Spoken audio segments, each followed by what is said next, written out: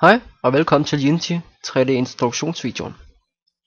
I denne tutorial skal vi lære hvordan man downloader og installerer Unity 3D.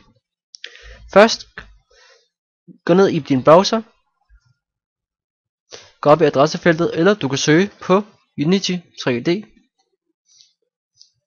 eller gå op i din adressebar selvfølgelig og skriv unity3d.com.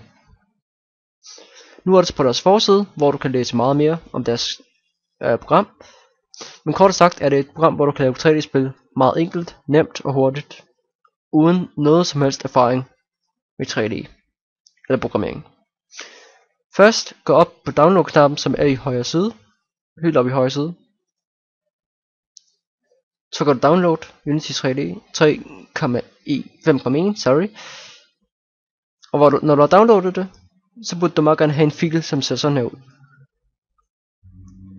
Dobbeltklik på den, og den åbner en installationsvindue, hvor du kan lære, eller hvor jeg lærer dig at installere det. Nu hvor du har åbnet det, trykker du bare på next, det betyder næste. Så skal du lige læse deres betingelser for brug, og når du har gjort det, så trykker du jeg accepterer.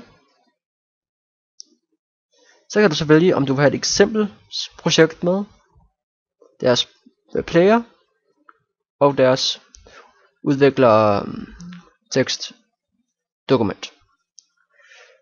Når du har valgt dem du vil have, trykker du på næste. Vælger hvor du skal installere den, men du vælger bare default og trykker installere. Men jeg har installeret, så det behøver jeg ikke igen.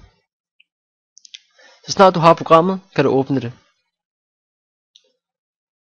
Programmet vil stort set se sådan her ud. Når du åbner det, kommer ind på hvilket man bruger Mac eller Windows. Nu kan vi så give den et navn. Jeg kalder den bare for demo projekt. Det er så projektet, selve projektet, altså spillet, der kommer til at hedde det.